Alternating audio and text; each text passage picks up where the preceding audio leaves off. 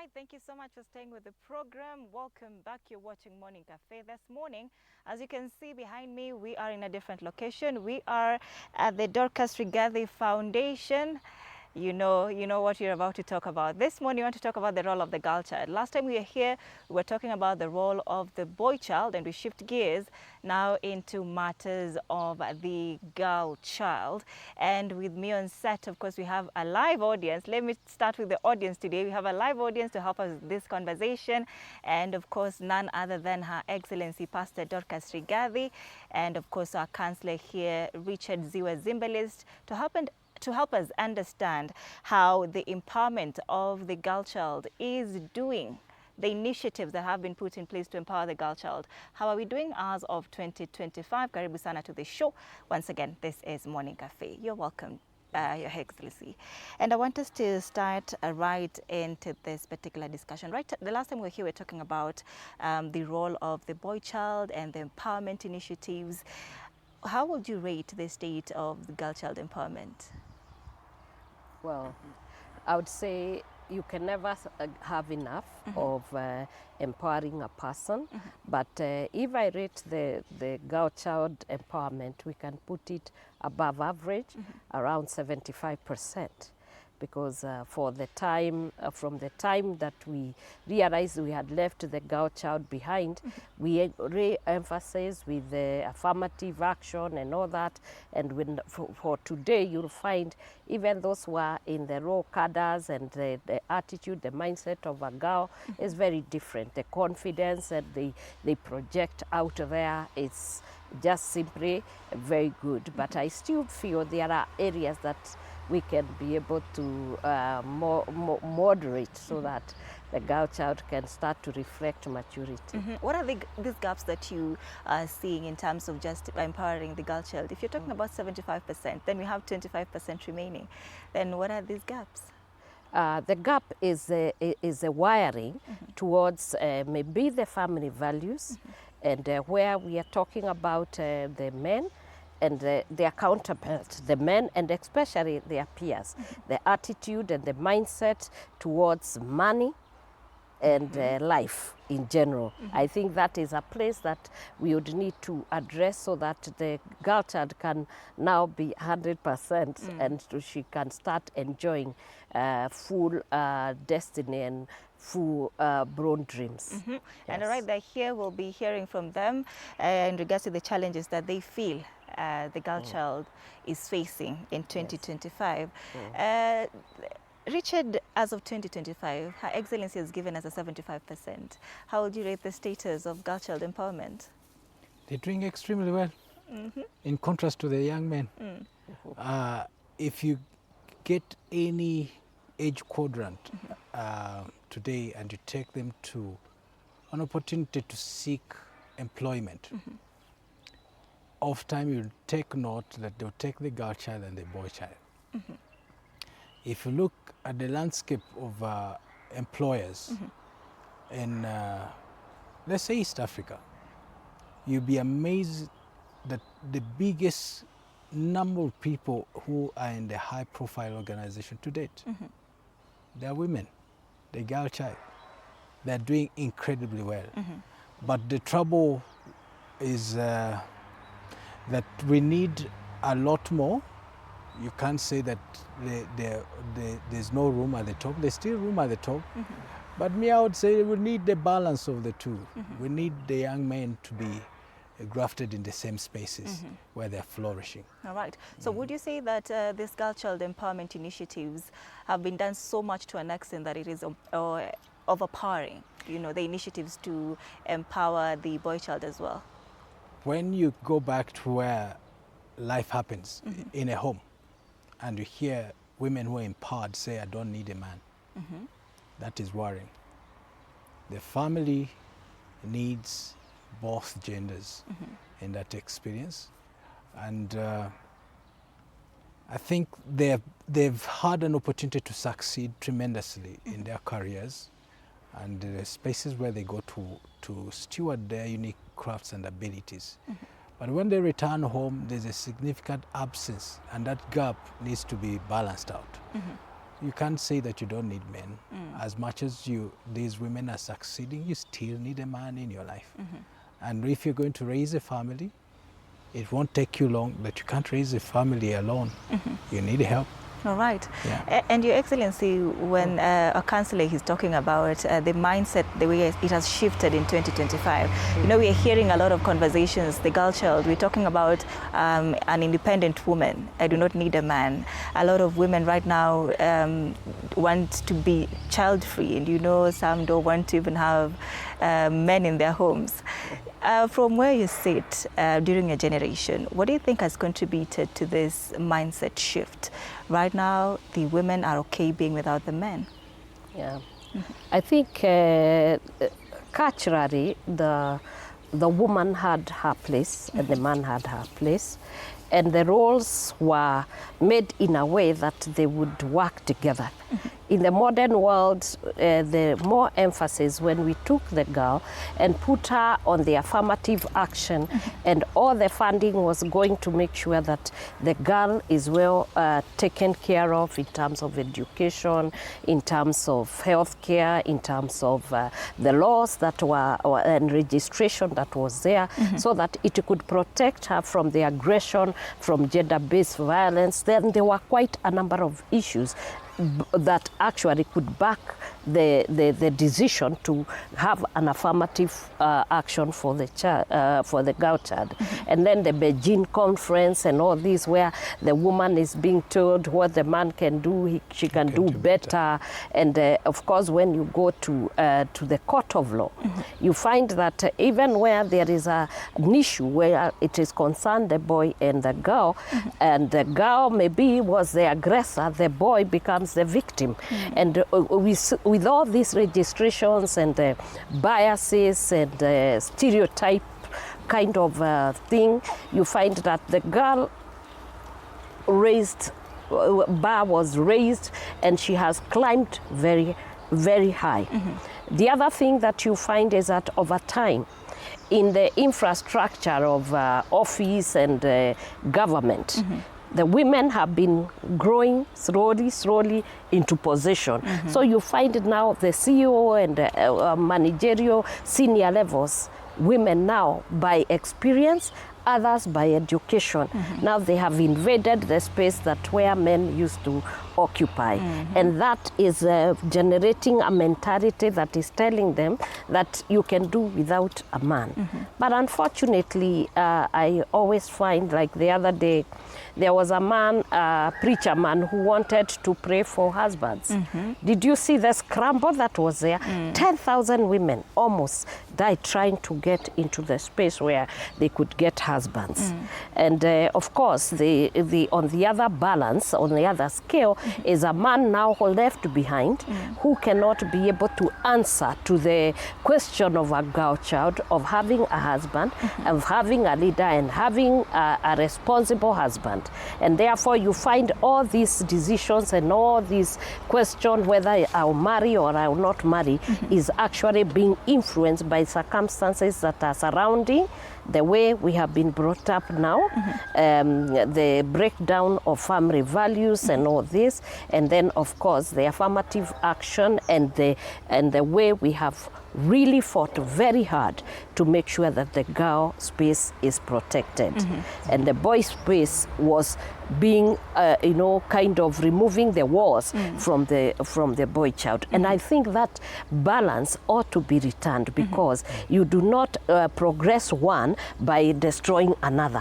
What we need is to bring them together, and they should go and grow as partners, even from primary school, at the home level, at the primary school, secondary level, and even in the tertiary. You find that at the university now, they come and you find two different people. The girl is going and is saying, I don't want to get a relationship with this one. It is better I get a sugar daddy who can take me to other places, can buy me a car, but they are being misused by a man. So I don't think that saying that they don't need a man is a true statement, because they are actually saying they don't want a poor man, they want a man and they don't want a responsibility. All right, I don't know what they will say about that. They don't want to poor men, especially now that the men are here as well. And maybe just to hear from them, what do you think is the state of girl child empowerment? And do you think we're doing enough to empower the girl child? Who wants to go first? All right, we can have the lady. Thank you so much for the opportunity. I am Chelangat Anastasia, the Deputy Secretary General of Catholic University of Eastern Africa. Well, I'll say matters girl empowerment. There is much being done. We see campaigns all over, but I still feel we have some gaps, since we see that despite the campaigns, there are still stereotypes. Some communities still look down upon the girl child.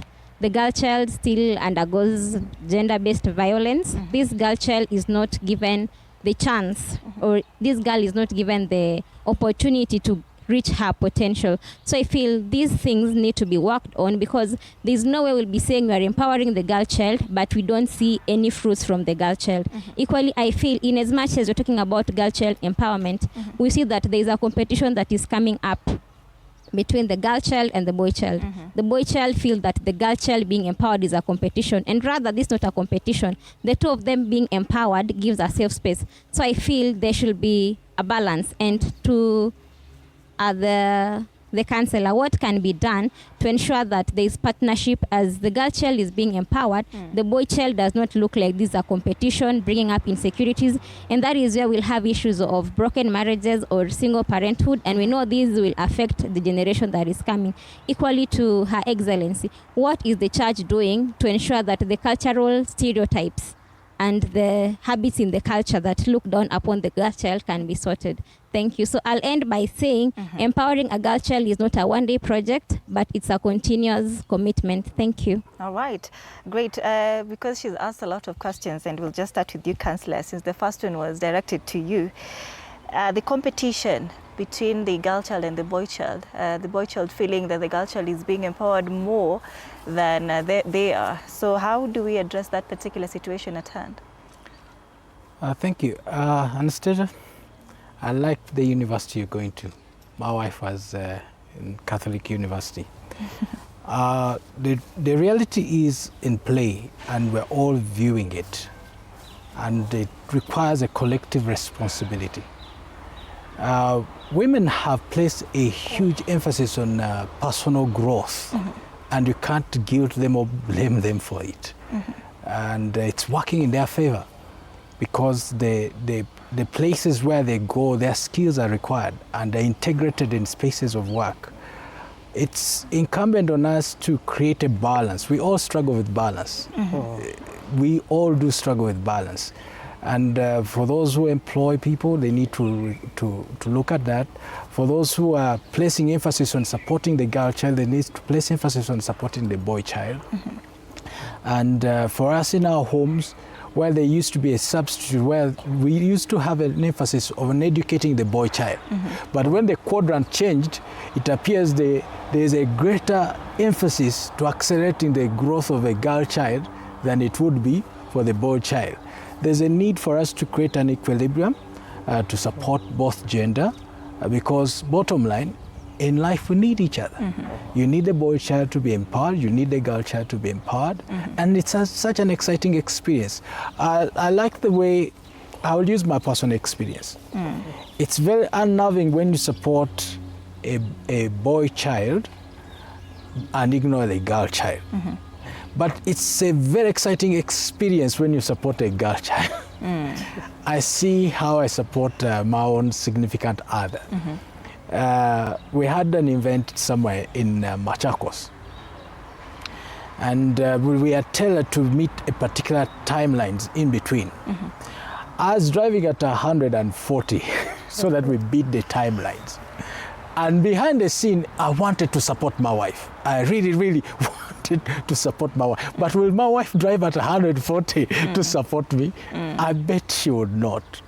So as much as we really gear to support the women, the same power, same strength, same rigor that we put behind it, I pray that all of us can have the same courage to support the boy child in the same equivalent as we really place emphasis on the girl child. Let me quote this. All right. Just a brief one. I took an event to my house a short while ago where I asked men who are above 40 into their 50s to come home to break into conversation. And I decided to take 22 of them, and I also asked the young ones who are below 30. I took a quadrant of 30 young men to come and sit around a conversation. You'll be amazed what dominated the conversation. Girl child. When you put men together, you think they talk about masculine things.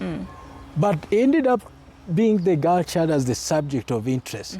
How tall is the wallet of the man, as women are asking?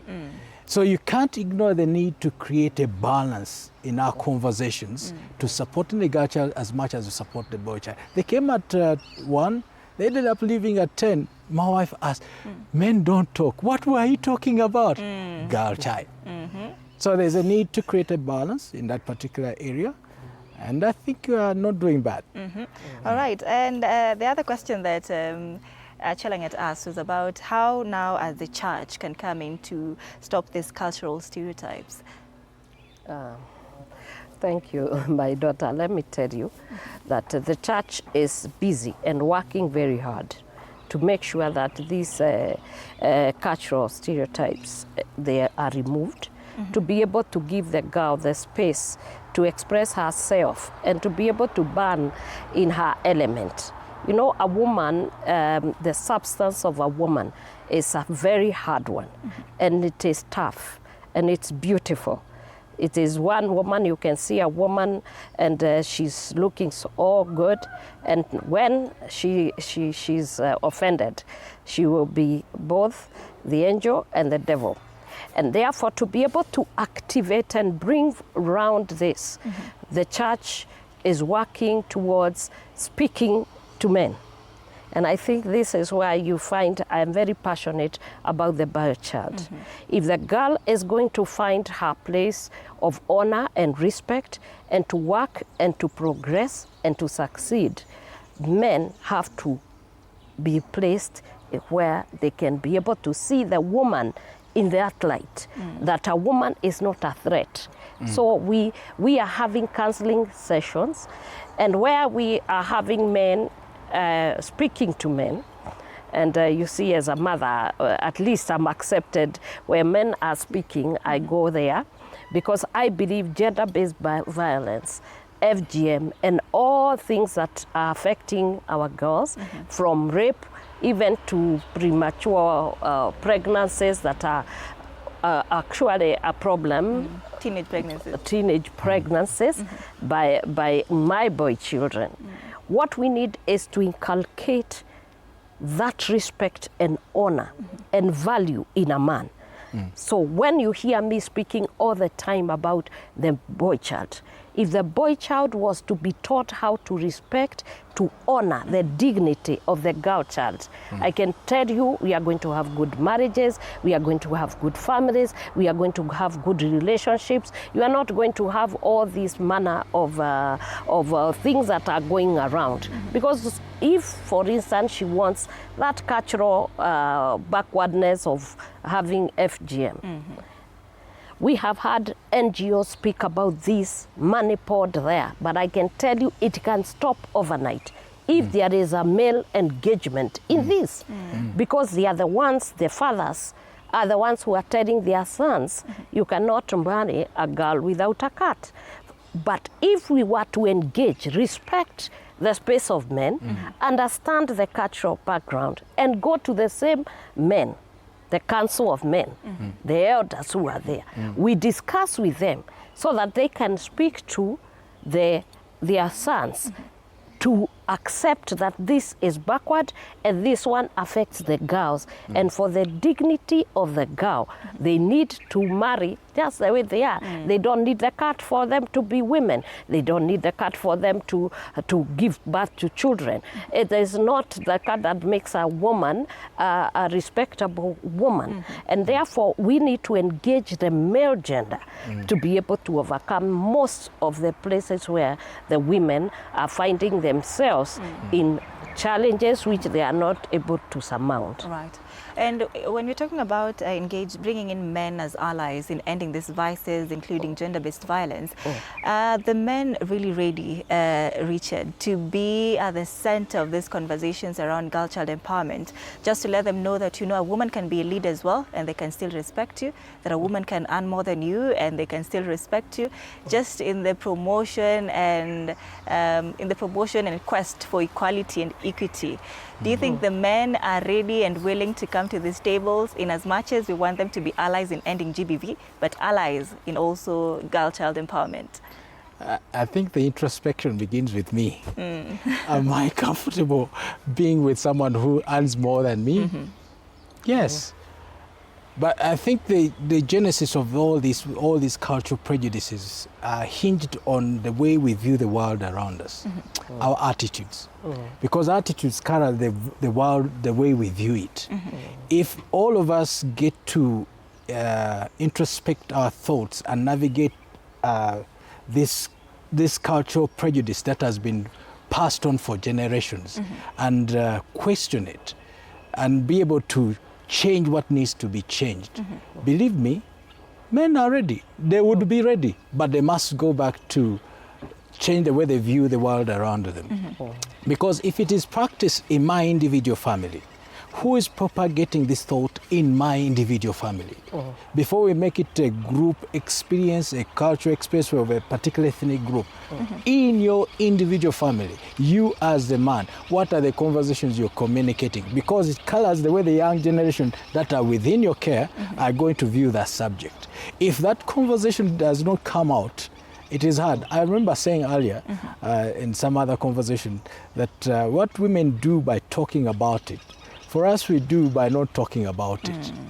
It is hard to assume that women know what is in our thoughts when we don't talk. So we need to get men into conversation and they talk about why do they place emphasis on that kind of subject of FGM? Why do they really want women not to earn more than they do? You need to break out in conversation about those things. And if we can get those within our context of headship, my individual family, to talk about this, we are ready for the conversation and things will shift to the greater good. All right, let me throw that question to the audience and anyone who is willing to. I see hands. We can have at the very, very back, the gentleman.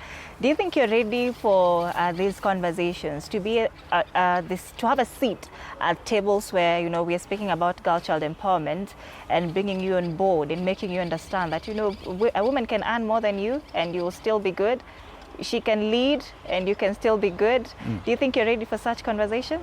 I think that question is very subjective because analyzing it from animal instinct or the female species, the women they are hypergamous. Their mating strategy is hypergamy. They will always date up. They only date up, and it's rare for them to date down. So they want somewhere they can submit, look up to, in all that essence. Now the question is this: how do we strike this balance? Because yes, our women hold up the sky. They've been empowered, and there cannot be true social evolution without true liberation of our women. That one is true for sure. But now this is where there is a challenge, a conundrum. They have been economically empowered at the expense of their emotional well-being. Our women, in the absence of masculinity, women will tend to be masculine. What does this mean? They become cold. They have been sold the lie of being independent. And we can be, if we are honest to ourselves, our women cannot be independent, not in the material sense, in the monetary sense, they still need that emotional connection. They still want to be loved. They still want to be babied. But now, the corporate, the system has lied to our women that you can be dependent. This, in the end, they want to squeeze the value out of women, and they, in the end, discard them. Our women end up distressed, and since they want to fulfill their biological needs, which is having children, will have children but not get married. What does that mean? The cycle of fatherlessness continues. So they end up raising. That is a source of dysfunctionality. All right. So it's very important for us to know how are we going to create value, because a man, this for sure, a man can only, it's only women and dogs who can be loved unconditionally. A man is only loved on a condition that he can provide. All right. Thank you so much for that particular feedback and comment. But Your Excellency, do you agree that, you know, as women, we have conditioned ourselves that, or we have been conditioned? Because I don't think every woman can sit down and say that we only date up. You know, so isn't that a box that they're putting women in? And this is something that they think women think about, but is that the case really? I think my son is also seeing the woman from the from the eyeglass or the lens of a man. But perhaps what we need to be able to come back to balance, it is at the parenting level, where we start to inculcate that respect and honor for men. And it's changed the way we speak about women. Because if there is anything I've ever heard or anything that is failure, it is attributed to a woman. So the father will say, if the son does not do well, you are like your mother, right? So that word is received to mean that a woman is of no use, really. And then the next time they speak too much, you tell them they are like their sissy, like their sister. It's another woman image. Anytime they maybe talk too much, you gossip like a woman. So we need to change the way we are speaking, our conversation, so that we can wire our men to start to respect the woman. Because this respect, it is something that is learned, and it can be unlearned. Some of them, they are disrespecting because they saw their fathers disrespect their mother. And therefore, we need at the parenting level to inculcate the right attitudes to and the right mindset to our men. Where it comes to the woman, I don't think the woman, I can give you my example. When we met with Rigi, I never even allowed him to buy me the first dinner. I bought him. Interesting. And I did it deliberately because I wanted a man who would see me as an equal partner within the relationship.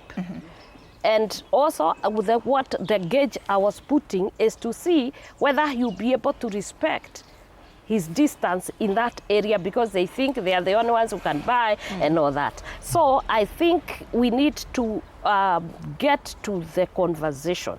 We need to start to engage concerning this man and this woman, because if we don't, we are losing it. Because men see in their own perspective, and they look at the glasses of men to the women, and the women have their own glass which they are looking, and therefore we have to come and meet up at a place where now you can see me in a view that informs you that I am available, but not for abuse or misuse. Very well said. It's okay to buy that man lunch, according to you. Of course. Excellency here. Let's take a very short break. You're watching Morning Cafe. We are talking about the role of the girl child. Stay with us.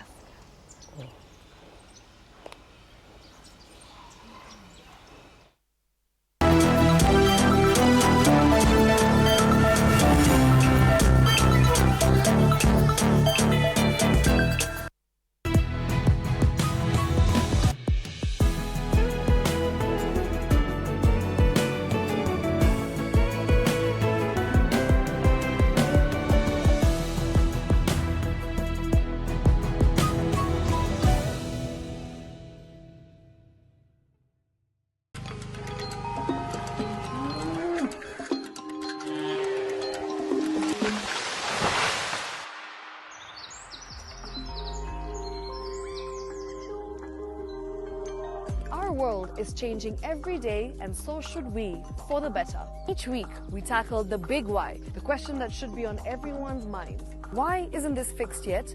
Deforestation, global warming, and the adverse effects of climate change. The future isn't just something that we inherit, it's something that we create. Join us on The Green Fix as we tell the stories of those who refuse to give up.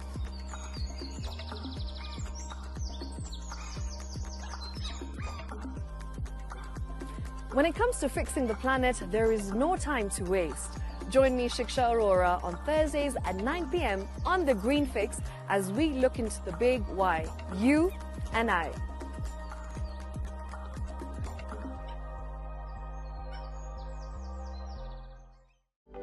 For comprehensive information and education.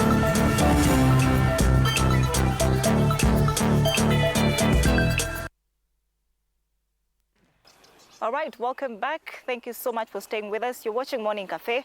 This morning we are talking about the role of the girl child. And before we went on that very short break, Her Excellency was talking about we need to come to a point where women see men as equal partners. But now the question that I would want to pose to our audience now, are the men ready to live with women as equal partners, to see women as equal partners and let that respect prevail? Who will go first? Gladson, you have the microphone. Yes. So I think it's still morning. Thank you. My name is Gladson. Gladson Obwamu. I'm a director of a small organization in the village that also works with men and women. So I think the question is timely, and what I can say is that men are not ready for that conversation. And it's not because we are not ready. It is because the setup is not accepting of us. If you go to a place whereby women are being empowered, the only problem wanaonyeshwa ni huyu ni competitor wako, huyu anakuja ku take over, huyu anakuja ku change how the systems of the world is in a work. So you find that instead of you seeing this person as a partner, because for you to become a partner, it means I bring, you bring. But now the setup in a change inakuwa, she can bring na wewe unaweza kaa. Or she can live alone without even you being there. So tunaanza ku feel like now our place and our importance in this setup haipo. Like we need something, a shift in the way we just empower our girls. And for that reason, because of time, I had a question that I wanted to ask, because I think it is just in line with what we were supposed to do. We were supposed to talk about ni ile identity and values, because I think they are so important in this. So how can we empower girls without making them lose their identity? Because their identity is very important, and one of them is them being a support system. They are supposed to be producers, not the source.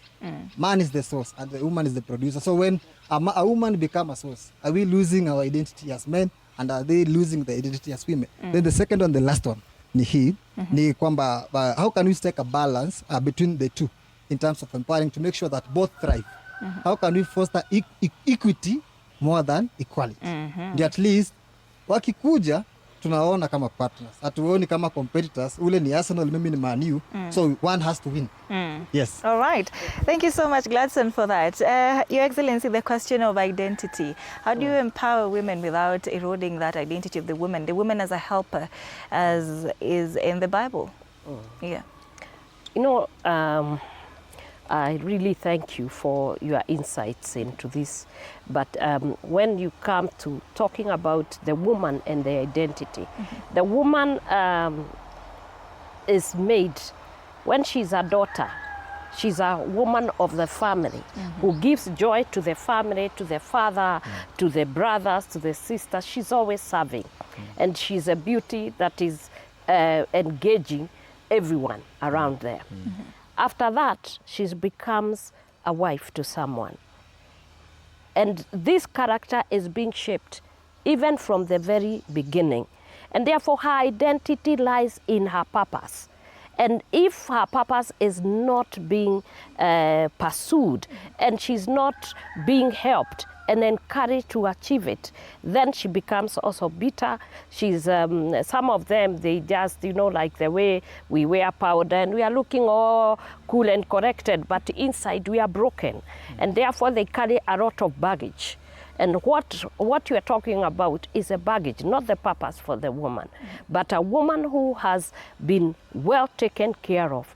Actually, she's a calm woman. She has an environment that is very engaging for the family, for the community, because that is what she is. Because when she's a wife, she's coming now to bring in what you are talking about. She's a producer.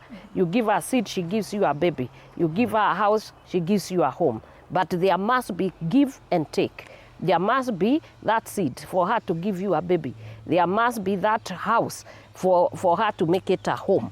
And therefore, there are complementing roles that each, the man and the woman, for her identity to remain and not to be eroded, you must be able to stand in and be able to complement her. She has dreams, as you have. So as she supports your dream, you also support her dream. And you'll find that she will make you a king. If you actually love her, and she sees you are supporting her dream. There is this narrative I see most of the times in the media. They think I'm a very good wife because I support my husband. Yes, I do. And I believe in marriage. It has worked for 38 years. And in those 38 years, I can tell you we have worked together, the man and the woman in the house. That marriage did not come up and you are seeing it, and that strength you are seeing did not come overnight. You work with tolerance, understanding one another, being able to have a conversation, shunning and removing all stereotypes. You remove limitations, you remove voices that speak into identity of the man or the woman. You stay there, and now you can see the woman now become a daughter, become a mother, and that is her ultimate. Because once she's a daughter, she's doing small things, she's still immature. When she's a wife, she's starting to progress into becoming. But when she becomes, it is when she becomes a mother. Because she nurtures everyone and everything. And now she is living her purpose. And for her now to have that identity, every man, every woman must respect the woman. Because one, there is not even a single man, good or bad, that was not born of a woman. Right. If a woman wants to change and transform the world, it is her voice and her love and her character that will change it. Amazing. If the woman wants to mess it, she will mess it big time. All right. With bad character and bad attitude. Councillor, I want you to come in with that question on equity more than equality. Gladstone here thinks we should, you know, when you're talking about equality, it talks about sameness in treatment, and then equity talks about fairness and justice. And that is what he's championing for, more equity, more than equality. How do we get to that particular point? Mom, you've done excellently. Absolutely. I don't even need to add to that. The reality is the lens with which we view the world around us dictates what you receive in us. If I could do a simple experiment, turn to the person next to you and say something in 30 seconds. Mom, you look excellent. Oh, so do you. You look very well. 30 seconds is up. 30 seconds, if it is more, you're still talking, you did not use the 30 seconds. You can't give what is not in you. If you want equity, there's a law of reciprocity. If you're asking for something you're not giving, it can't be reciprocated back to you, isn't it? So if you're going to ask for the same on the other gender, are you giving it? If you're not, don't ask for it. There's work on you to do. And that includes respect. And that includes respect. Amazing. You see, in respect, I'm glad you mentioned that. I taught my children that I do not reward people who have no respect for me. Whether children, relationships, relative close, near and far off, I do not reward it. Question is, what do you want to be given to you? If you do not give it, don't expect it back. All right, let's throw it back to the audience, and we have a lady here. Yes. Thank you. My name is Ruth Kemunto. I'm a mental health advocate. I'm also an etiquette researcher and also a law student. We have really talked about the girl empowerment, but I like to shift the seesaw why not view that women are the enemies of themselves?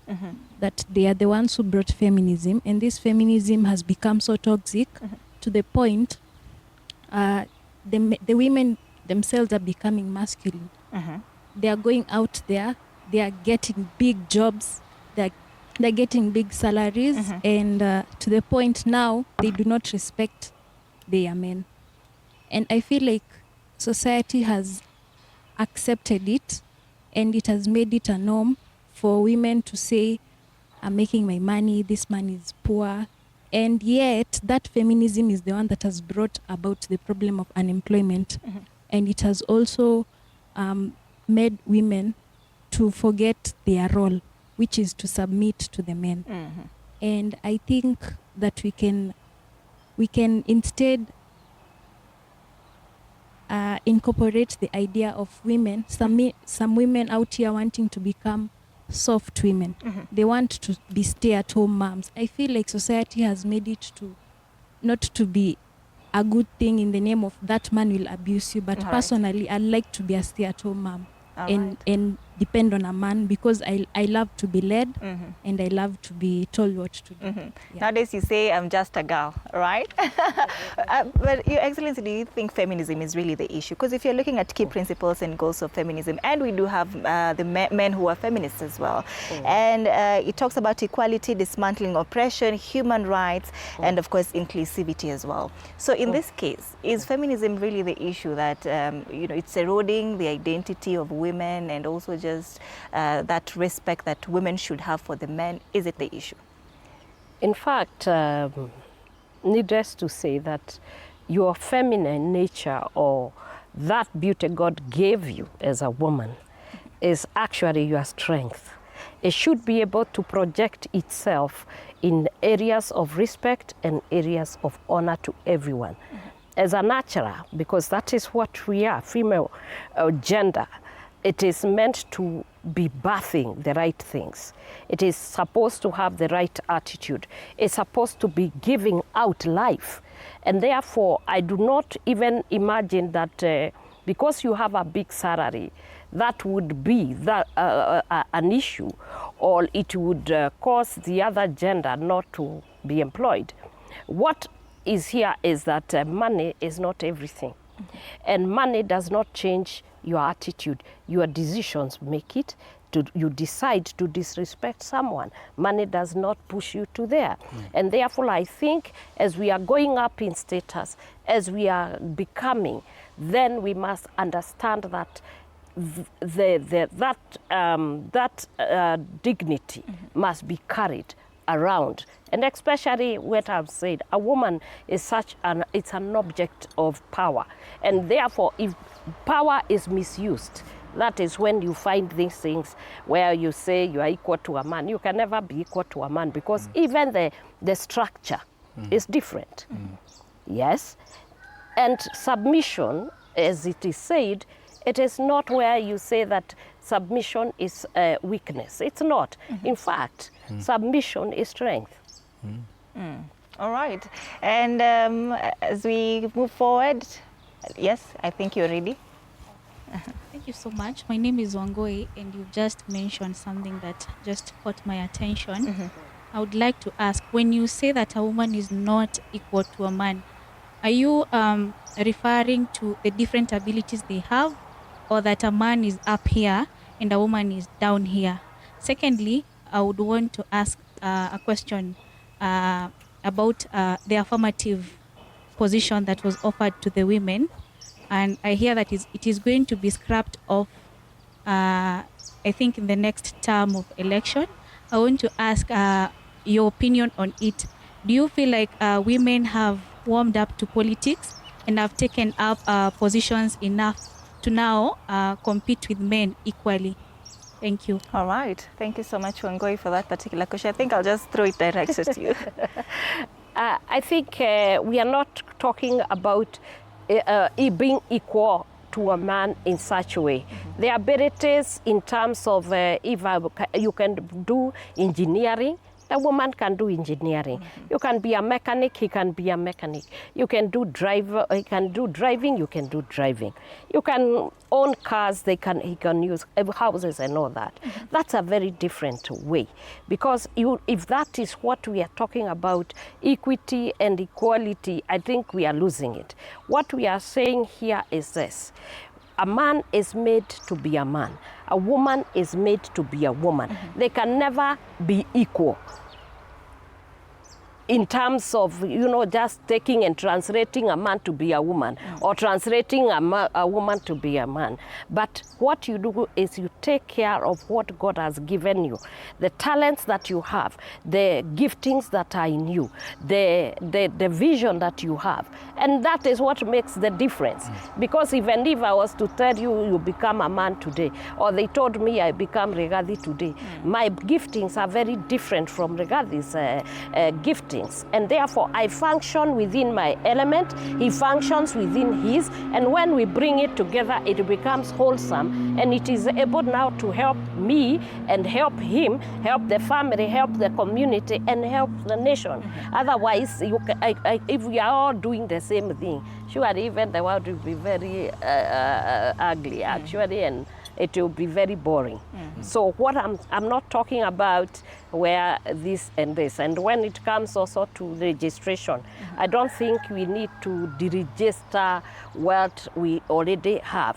What we need is to start working consistently, changing and transforming, so that when the men are coming, we don't want again the girl to go down and the men to be up. That imbalance will still bring us challenges. So what we need is to take both and treat them in an equal way. Let them have education access. Let them have all manner of things in equal measure. That is what I would call equality and equity. All right. I hope you're satisfied with Her Excellency's answer.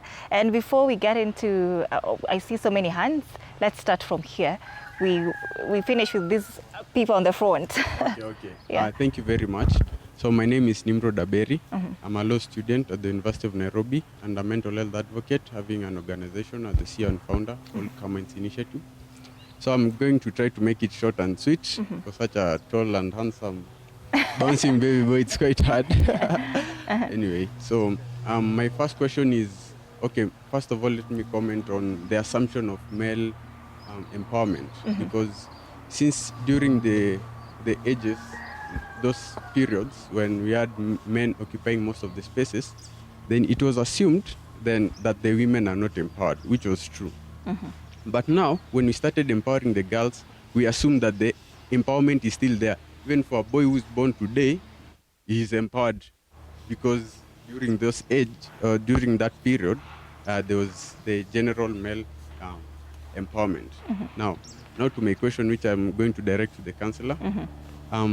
We in this transactional world, okay, in a capitalistic world, it has become very transactional, to a point that it is only money that determines whether you are successful or not most of the time. That's why you find the only thing that a man does in a home is bringing finances, buying things, or catering for most of the finances. That's why you find when study shows, or if I'm wrong, you'll correct me, that women tend to move away from marriage. If a woman gets very comfortable financially and economically empowered, they tend to be independent. But when a man gets economically empowered and financially capable, they tend to look for a family. That's why they say, wacha nijijenge sahi, women will come. And that's where we get it wrong. Because even the woman that comes, then she now eyes for the money. Now, and other men actually are now shying away from marriage because they feel like they'll not get genuine women. So what is your view and take on that, and how do you see we can get to change that aspect and mentality that is really ailing the social space between men and women? Thank you. All right, interesting, Ziwa, the aspect of transactional relationships. Thank you. I think you're tall and handsome, but I differ. You're tall and dark and handsome. TDH. Yeah, I liked his construct of thought, but to be clear and categorical, it's good to note that money is not the problem. Money only amplifies character. The way you view the money, it is important how you're going to sustainably carry the attitude that you carry with that money. Because to men, many of the men, I would speak as an observer, it gives us dominance. And today's age, when a woman has the same volume of money, it gives her independence. So to the other, who you are talking about, they have the dominance to dominate and rule over their family and rule over their territory. And of time, if the man has a bad attitude with money, there are other things that come in with that dominance. And if a woman is in that equation, she can only pray, if I can only get my money. She is seeking independence from that kind of dominance. So I think there's a need for us to change our cultural construct about money, because money amplifies character. If you're a mean and selfish man, it doesn't matter how much volume of money you make, you'll be mean and selfish. If you're abundantly generous and caring and compassionate, money will amplify that about you. The same is true with the women. The same volume of money that you change will not cause you to seek to be independent of your spouse or the people you're working closely in concert with, whether it's family or organization. You seek actually to be complementary of that organizational structure.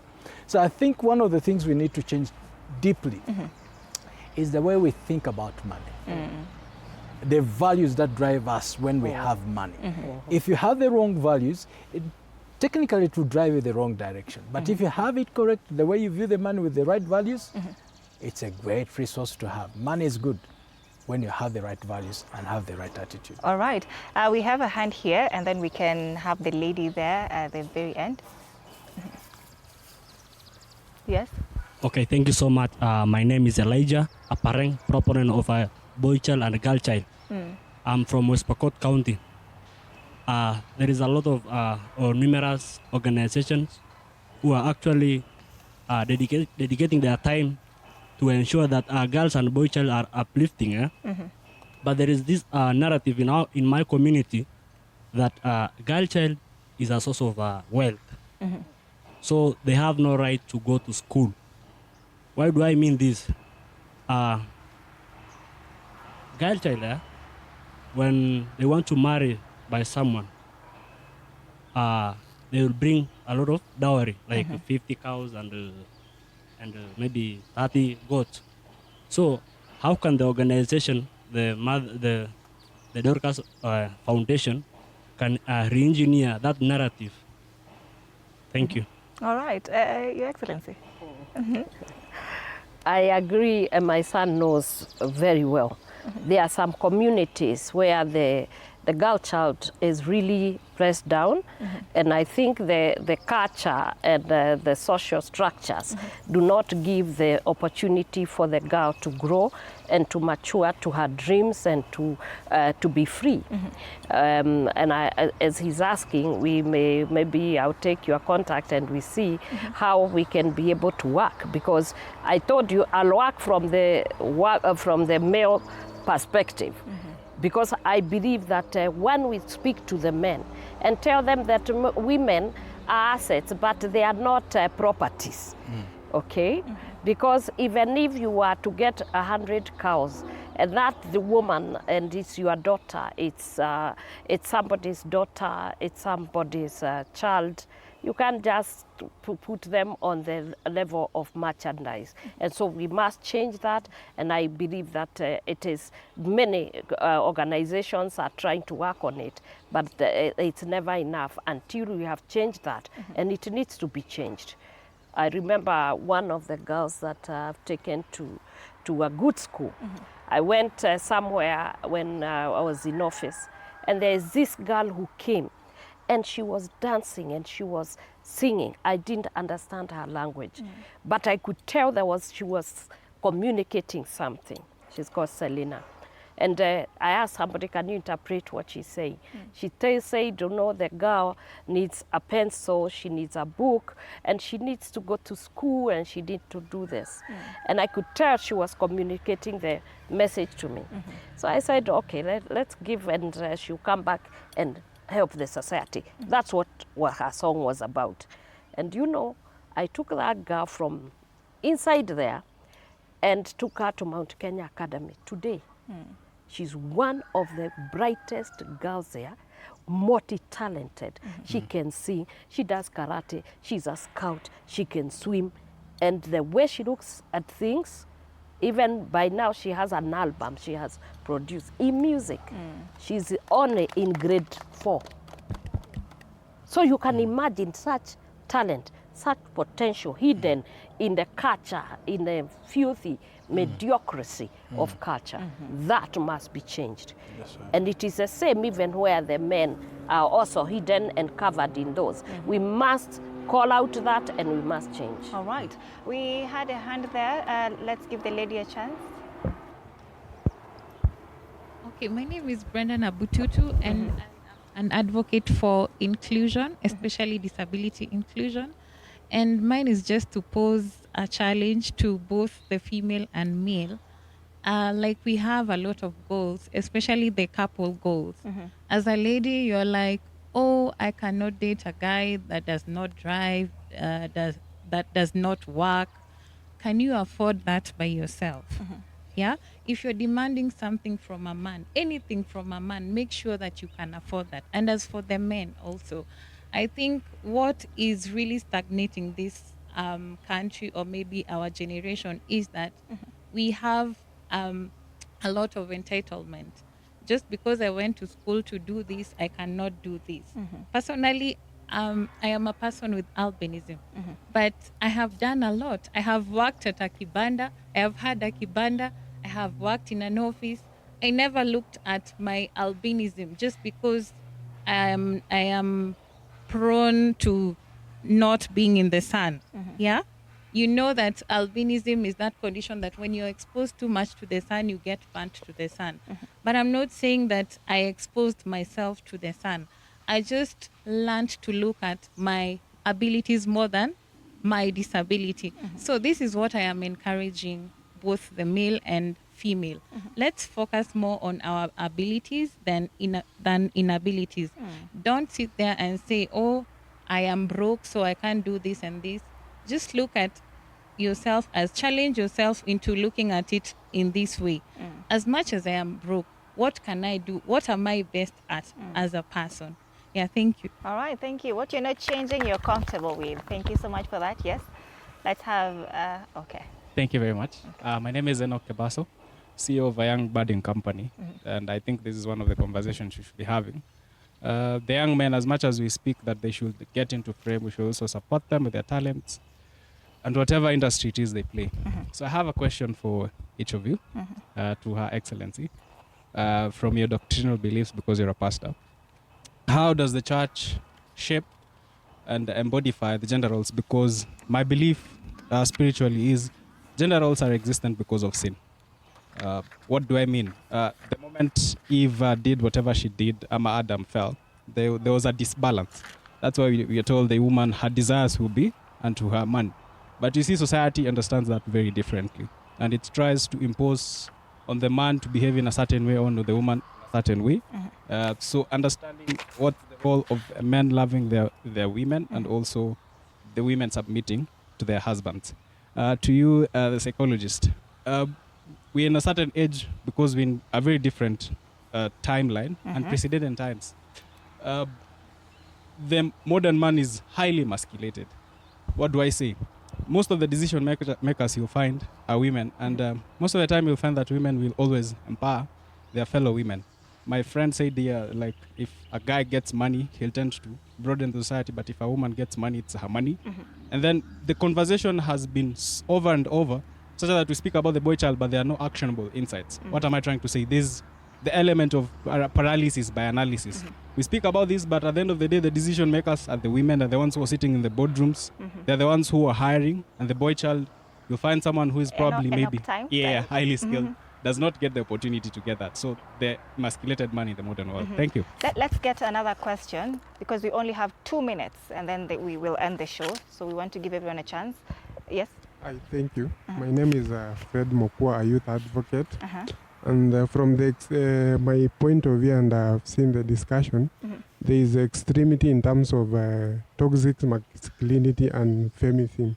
So we need to devise a way to first educate men as on how to live with the empowered child, and we can discuss with you on that on how we can start the program of creating awareness to the youth on how to live there, and then also to strike a balance between the world reality where there is a balance, and also integrate it with the local reality where there is still some barriers. So because most of the girls, they are in the world reality, not forgetting there is also the local reality. So how can we go about that? All right. Finally, let's have the lady and then we close this segment. Hello, good morning. So my name is Fina Mora, and first, today being the 3rd of October, I'd love to wish every man here a happy Boyfriend's Day. I know others didn't know that. So when we look at historical privilege, we see that the society invested more on a boy child and leaving behind the girl child when it comes to education, inheritance, and also leadership. So my question is, should we continue advocating for the boy child? Hold your microphone to Mark. So, and when we look at biblical saying, the 1 Corinthians chapter 12 verse 12, it says man and woman are equal, and there's an African proverb which says when you take your left hand and right hand, you wash yourself, what's the end product? Like they both become clean. So a man and a woman should partnership. We are not rivals. Yeah, so thank you so much. All right. Yeah. Thank you for that question. And Your Excellency, time is not on our side. And I just want us to wrap this up in 30 seconds each. The role of men loving their women. He asked about the issue of submission. How do we go about it? Loving is a must. That is a commandment of God. If you want to come from spiritual side, that you should love your wife. Automatically, when you love your wife, you submit. When you love, you submit. As simple as that. You don't have to ask it. It is love that generates that respect, that honor, and submission. All right, interesting. Ziwa, close it for us.